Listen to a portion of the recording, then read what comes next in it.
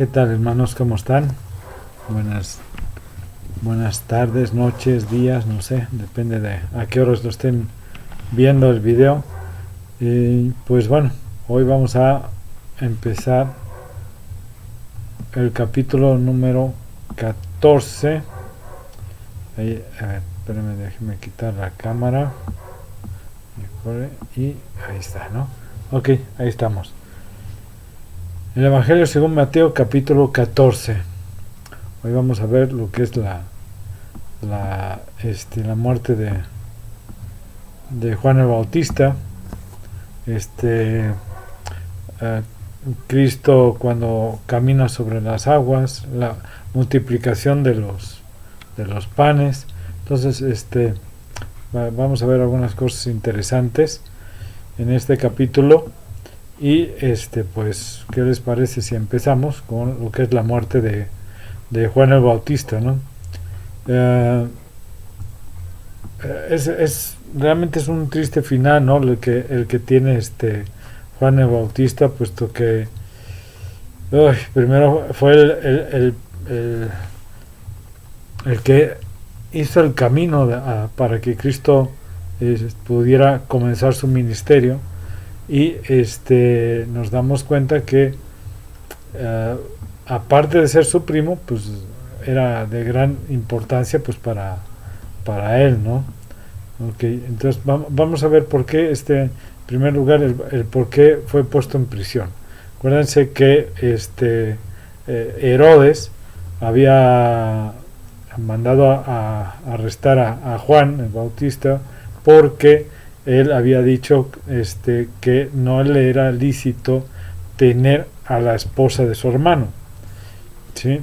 El problema con Herodías, que así se llamaba esta mujer, no solo se debía a que era la ex esposa de Felipe, el hermano de Herodes, sino que también era sobrina de ambos, ya que era la hija de Aristóbulo, perdón, nombrecitos, ¿verdad? Aristóbulo, medio hermano de ambos.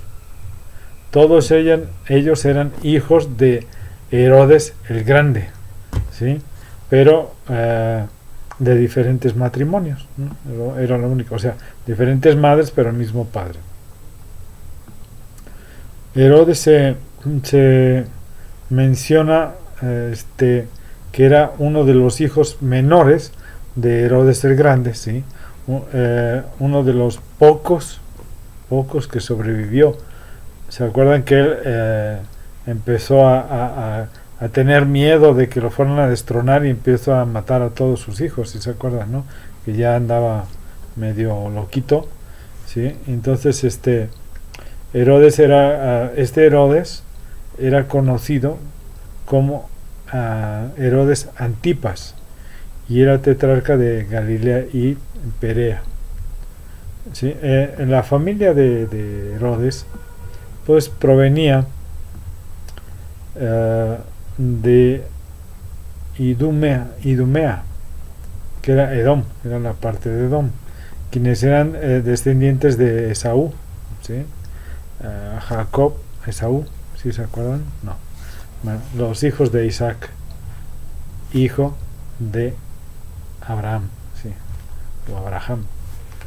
Aunque ellos no eran judíos, sino que posteriormente se convierten al judaísmo, en realidad no eran personas que fueran devotas, ¿no? O sea, sino que vivían como paganos realmente, no como judíos, ¿sí? Por eso no eran apreciados o no eran queridos en Jerusalén ni en pues ninguna parte del pueblo de Israel, ¿no?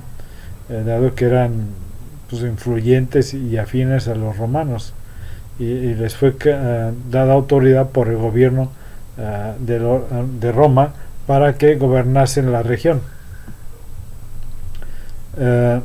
Juan confronta a Herodes basado en lo que era el escrito de la Torá, o sea, el Antiguo Testamento, que prohibía las relaciones íntimas entre parientes cercanos, ¿no? Esto lo podemos ver en Levíticos 18 del 1 al 18, y Levíticos 20 del 20-21.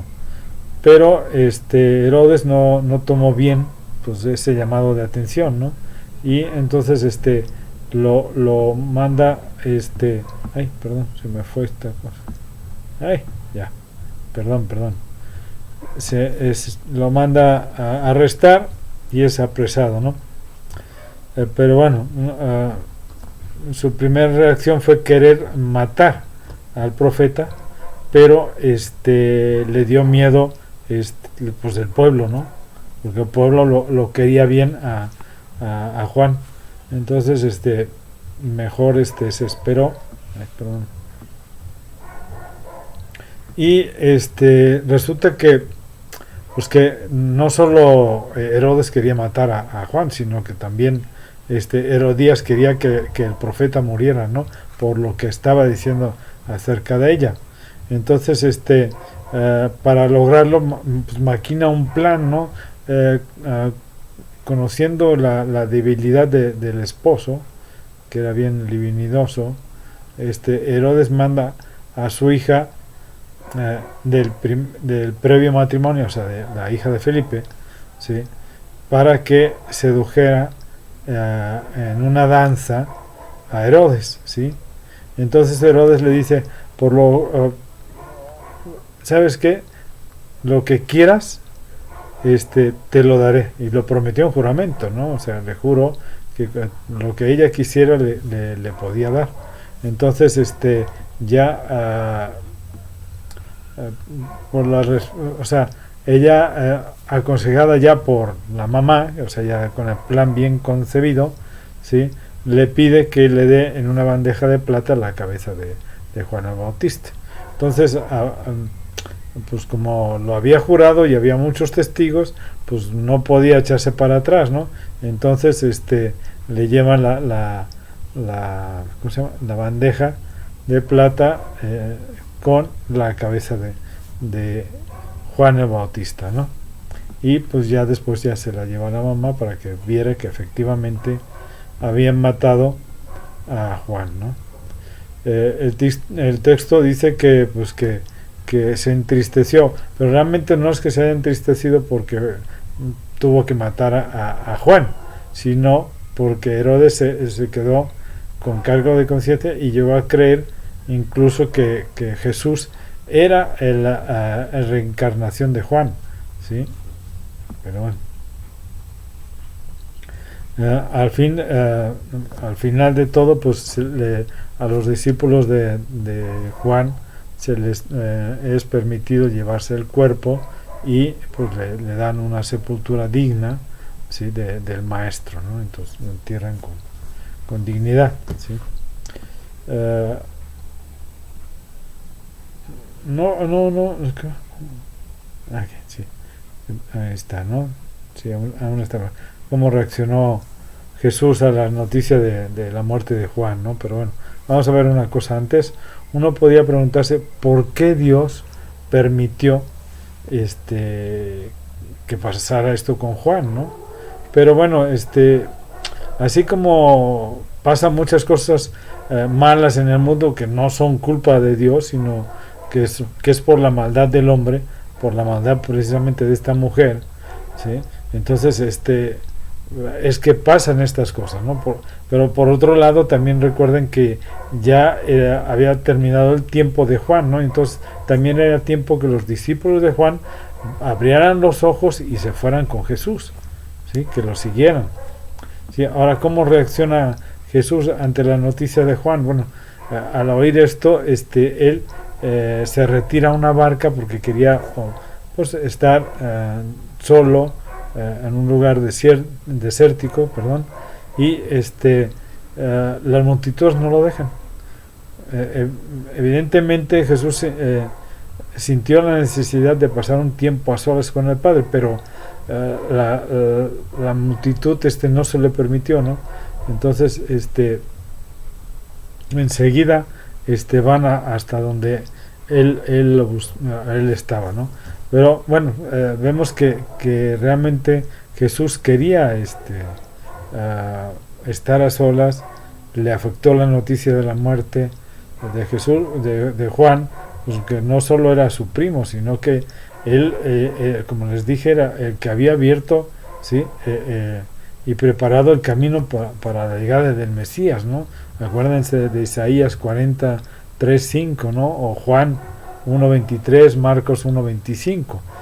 Ahí también lo mencionan, ¿sí? Ahora, él se va a la barca, quiere estar solo, pero llega la multitud, y entonces viene otra parte. A ver, permítame. Ahí está. ¿Sí? Milagros de la multiplicación.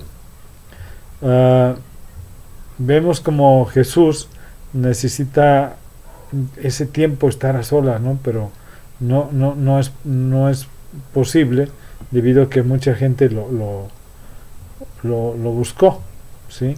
Entonces espérame, ¿dónde estoy? Aquí. Tuvo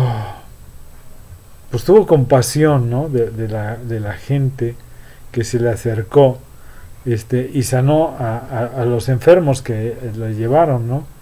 Y vemos que también, que dado que estaba lejos el pueblo, los discípulos se preocupaban porque la gente tendría lugar donde o sea, más bien no tendría lugar donde conseguir comida. Se supone que aproximadamente esta multitud eran 5,000 hombres, sin contar mujeres ni niños, ¿sí? Entonces se cree que aproximadamente eran de 10 a 15,000 personas, o sea, contando mujeres y niños. Siempre hay más mujeres y niños que hombres, ¿sí? En todas las iglesias que busquen, siempre hay más, ¿no? Entonces, bueno, los discípulos se preocupan porque dicen, pues, o sea, ¿dónde van a conseguir toda esta gente comida? No solo en un pueblo, pues si en el pueblo no va a alcanzar para alimentar a tantos, ¿no? Entonces, le dicen a Jesús, pues ahora sí que despídelos, ¿no? Para que vayan a las aldeas y compren comida, ¿no? Pero ahora sí que la respuesta que les da Jesús, pues no se la esperan, ¿no? Entonces ellos le dicen, Jesús le dice, pues denles de comer, danles ustedes de comer, ¿sí? Entonces los discípulos como que, ajá, ¿y cómo le vamos a hacer, no? Entonces le dicen, bueno, aquí hay un muchacho, ¿no? Que tiene unos panes y unos peces, ¿no? Entonces vemos que ni Jesús ni los discípulos eran ricos como para alimentar a tanta gente, ¿no? O sea, aunque lo fueran, pues ni había dónde ir a comprarlo, ¿no? Porque realmente un pueblo no puede satisfacer tan fácilmente en aquella época el alimento para tanta gente. Era imposible, ¿no? Seguramente los discípulos se preocuparon cómo podían hacer lo que el maestro les estaba pidiendo en ese momento, ¿no? O sea, cómo vamos a conseguir tanto comida, ¿no? Materialmente pues era imposible, pero el Señor quería probarles que para Dios nada es imposible, nada, ¿sí? Cuando el Señor nos da una misión, Él también la proporciona la provisión para hacer esa misión, ¿sí? Es interesante que Jesús nos sacó la comida de la mano, o sea, no hizo magia, ¿no? ¡Pum! Y ahí apareció, no, sino que les pidió que dieran lo que tenían a la mano, ¿no? Entonces este es el principio del reino, ¿no? Dios espera que demos lo que tenemos y Él hace el resto, ¿sí? Nosotros ponemos todo lo que nosotros tenemos y Él hace la obra, ¿sí? Entonces hay un muchacho que lleva 5 panes y 2 peces, ¿sí? Entonces vemos que la gente dio lo que tenía y Jesús hace el milagro. ¿Qué hace? Entonces ora al Señor y les dice, vayan y repartan, ¿de acuerdo? Y entonces vemos que esa pequeña porción que habían dado, este, se multiplicó, pues milagrosamente, ¿no? O sea, hace el milagro y se multiplica y no solo alcanzó para alimentar a los 5.000 o 10.000, no sabemos cuántas personas habían, hombres, mujeres ni niños que había en ese lugar, sino que sobreabundó, o sea, estuvo, o sea, la gente se hartó, sí, se hartó, se llenó hasta que satisfizo su necesidad, ¿sí? Entonces, luego del milagro de la multiplicación, así se le llama, Jesús se despidió de la multitud y también de los discípulos, ¿no? Para que se adelantaron y les dicen, ustedes adelántense y los veré en la otra orilla. Evidentemente Jesús aún quería pues pasar un tiempo a solas para poder asimilar la muerte de Juan y poder orar tranquilamente, ¿no? Aquí el Señor pues nos enseña otro principio. Necesitamos apartar tiempo para estar solos con Dios, no como un deber religioso, sino como una necesidad espiritual para que cada creyente necesita desarrollar, ¿sí? Para tener una relación íntima y personal con el Señor. Es allí donde viene la vida y la revelación, ¿sí? Eso lo podemos ver en Salmos 63, 1 y versículo 1 y 2. Dios no solo creó al hombre como con el soplo de, si se acuerdan, con el soplo del aliento. Eso lo vemos en Génesis, ¿no? 2:7 o en Salmos 33:6, perdón, sino que nos da la vida espiritual de continuo, de todo momento, ¿no? Salmos 104:30, Job 33:4, Juan 20:22, ¿sí? Lo cual obtenemos pues a través de la conexión que tenemos entre Él y nosotros, ¿sí?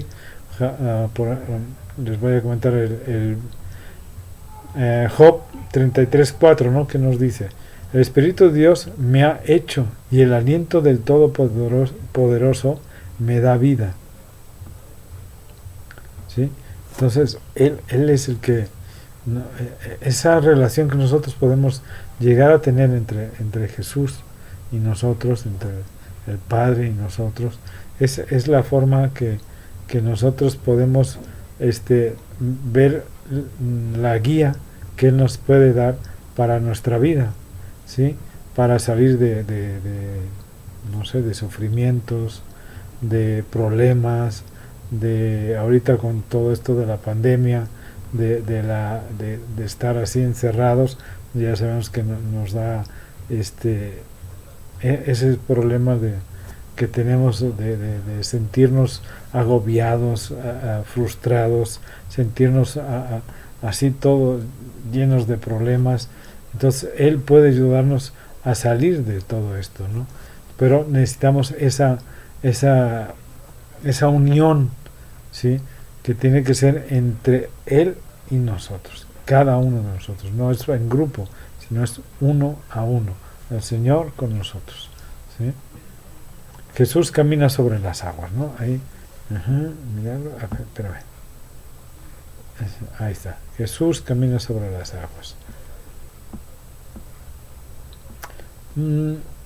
Mientras Jesús estaba apartado, hablando con el Padre, estaba orando al Padre, hablando con el Padre, los discípulos pues estaban luchando con el viento contra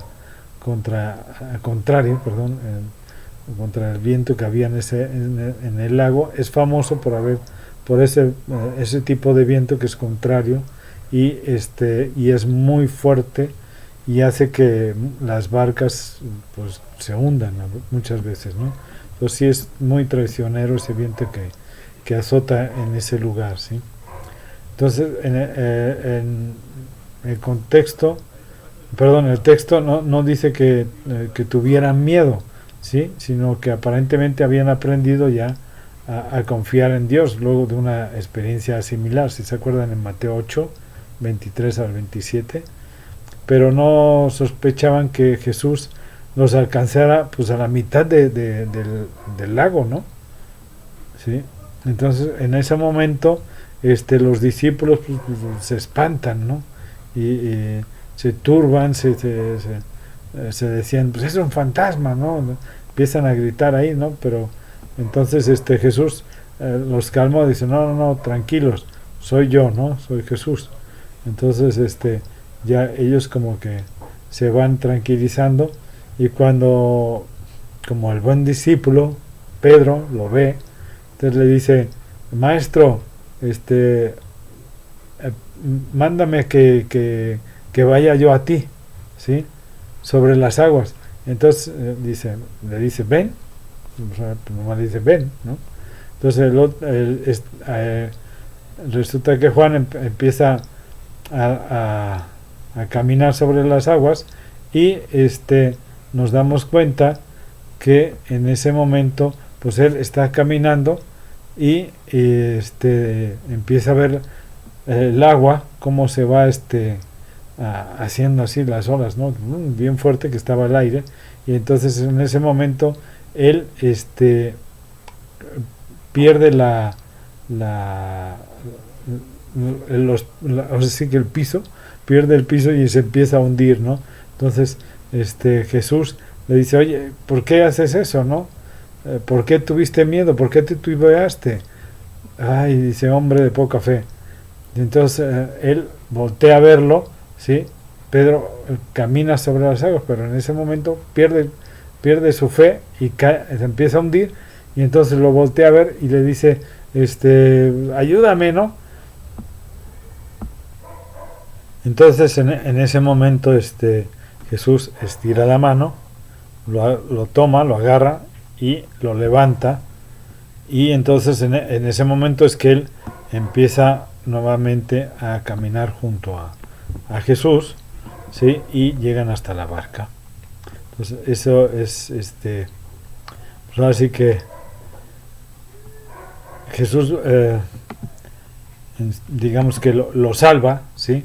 Pero vemos que Pedro voltea a ver a Jesús, ¿no? Volvió a la vista nuevamente a Jesús, y en ese momento lo toma de la mano, lo saca, pero sigue caminando con él hasta llegar a la barca, ¿sí? Entonces no podemos burlarnos pues de Pedro, ¿no? Porque realmente muchas veces nosotros mismos hemos hecho esas cosas, ¿no? A veces nos dejamos llevar por las circunstancias de la vida, y ponemos nuestra confianza en otras cosas en lugar de Dios, ¿no? Pero no debemos olvidar que Dios es más grande que nuestros problemas, ¿sí? Y Él tiene todo bajo control. Entonces este milagro llevó a los discípulos a reconocer que realmente pues Jesús o Cristo era el Hijo de Dios, ¿sí? Algo que no se hace a ningún hombre, sino a solo a Dios, es adorarlo, ¿no? Entonces ellos en ese momento lo adoran, ¿sí? Toda esta experiencia pues fue durante la cuarta vigilia, o sea, más o menos ese periodo que está entre las 3 y las 6 de la mañana, ¿sí? El amanecer, ¿no? Al amanecer casi llega, se supone que eran entre las 3 y las 6, porque a la hora que amaneció ellos iban llegando a Genesaret, ¿sí? Que es un puerto. Entonces ese es el trayecto que hacen, son aproximadamente, fueron 3 horas, y por eso se dice que fue entre las 3 y las 6 de la mañana, ¿sí? Entonces al llegar a Genesaret, bajan a tierra, es un puerto, ¿sí? Un puerto de comercio, ¿sí? Aparentemente Jesús no frecuentaba mucho este lugar, pero bueno, porque pues, normalmente en ese lugar pues hay mucha contaminación espiritual, es un puerto, ¿no? Entonces hay muchas bajezas en esos lugares, ¿no? Pero bueno, hay de todo, ¿no? Pero o sea, digo en aquella época, ¿no? Pero las noticias de los milagros que había hecho Jesús, pues lógicamente lo precedieron, y la gente a la hora que lo vio y lo reconoció, pues empezaron a buscar a toda la gente de la comarca, a avisar que Jesús había llegado, el profeta, el Mesías, y entonces empieza a llegar toda la gente, ¿no? Y le trajeron pues a todos los enfermos, a todo el que estaba mal, y le rogaban que les dejara, aunque fuera, tocar el manto, ¿no? O sea, su manto, y tocándolo ellos se curaban, ¿sí? Este hecho de tocar el manto, bueno, es de oración, así se llama ese manto, es el talit. Es significativo porque la Biblia dice que los flecos, o sea, tzitzit, sirven como recordatorio de los 10 mandamientos, ¿sí? Eso lo vemos en Números 15, 38 al 40. Ahí lo encontramos, ¿no? Ahí habla de que la franja, como debe ser azul, cordón azul y todo esto, ¿no? A ver, se los voy aquí lo tengo. Habla a los hijos de Israel y diles que se hagan franjas en los bordes de sus vestidos, por sus generaciones, y pongan a cada franja de los bordes un cordón de azul, y os servirá de franja, para que cuando lo veáis os acordéis de todos los mandamientos de Jehová, para ponerlos por obra, y no miréis en pos de vuestro corazón y de vuestro corazón, en pos de los cuales os prostituyéis, para que os acordéis y hagáis todos mis mandamientos y seáis santos a vuestro Dios. O sea, para que se acordaran de que esos flecos eran recordatorio de los 10 mandamientos, ¿sí? La necesidad de sanidad de esa gente los llevó a buscar un milagro en Jesús, y en él encontraron también pues la sanidad espiritual. Donde quiera que fuera, Cristo hacía el bien. Ellos lo llevaban a él, a todos los que estaban enfermos. Acudían humildemente implorando su ayuda. La experiencia del prójimo pueden guiarnos y estimularnos a buscar a Jesús, al Señor Jesucristo, a Cristo, al Mesías. A tantos como tocó, hizo perfectamente íntegros. A los que Cristo sana, los sana perfectamente. Si los hombres estuvieran más familiarizados con Cristo y con el estado enfermo de sus almas, se apiñarían para recibir su poder sanador. La virtud sanadora no estaba en el dedo, en tocarlo, sino en la fe de ellos, o más bien estaba en Cristo, a quien se aferró la fe de ellos, ¿sí? Esto es de Matthew Henry. Cristo sanó a todas esas personas, a todo el que le buscó, lo sanó. Entonces nosotros, como en aquella época, debemos tener esa fe con que solo con tocar su manto, con solo tocar su mente, solo tocar nuestro corazón, llegar a su corazón, con eso podremos ser salvos. Y con ello poder tener esa sanidad espiritual que tanto daño nos hace a nuestra propia materia, ¿sí? Si buscamos a Cristo, podremos ser santificados por Él, y con eso podremos llegar a tener una vida eterna, ¿sí? Que Dios los bendiga, hermanos, que los cuide mucho y nos estaremos viendo la próxima semana. Gracias por seguir escuchándome, seguir estos capítulos, ¿sí? Y que Dios me los bendiga mucho, mucho, mucho, mucho. Hasta luego.